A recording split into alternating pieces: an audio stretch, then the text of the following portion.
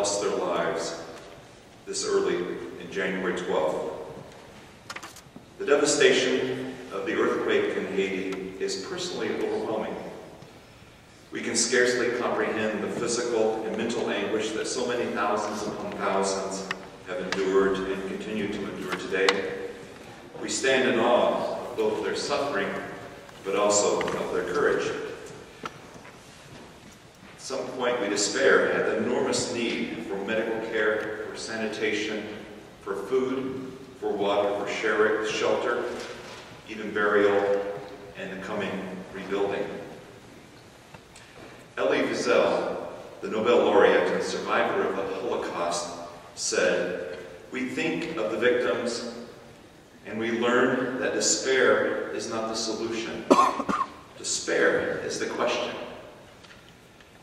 If despair is not the solution, but is the question, then what is the answer to the question?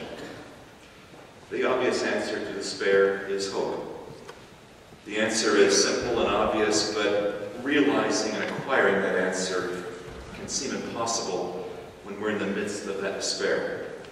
How do we obtain hope when it seems to be somewhere on the other side of a vast gulf of bereavement and a paralyzing sense of the enormity of the problem? How can we achieve hope, and how can we bring that hope to friends, family, and those in Haiti? The first task is to meet the urgent physical needs of those in despair. In this case, for those in Haiti, the urgent physical need is rescue, it's physical shelter, it's water, food, rebuilding, and urgent medical care. After the urgent physical needs are met as best they can be, we can then look for that which is truly important and actually more enduring. Earthquakes, more than any other event, remind us that this world and the buildings around us are really transient. They don't endure. At any moment, buildings can crumble, and the ground can actually move and shake, and things can be washed away. But what's truly important and enduring includes, first, people, relationships, our neighbors, our friends, and actually our family, and actually the broader community, including those of us here at Cornell.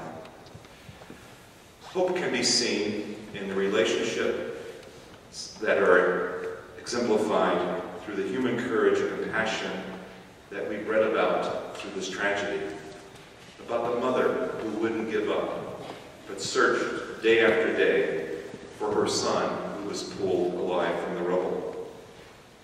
Seen in the rescuers who have come from many nations and have worked tirelessly day after day, risking their own safety, searching for their extended family and their neighbors, those that live in Haiti. The doctors and the nurses working beyond exhaustion because the need has been so great. In such circumstances, as Vigil has said, quote, we become aware of man's singular vulnerability, but also of his stunning ability to transcend it. In addition to people and relationships and our neighbors, the second thing that endures is that which is beyond us, that which is permanent. For many of us, we would describe that as our personal faith. One example of hope in the midst of unthinkable suffering is the biblical character Job.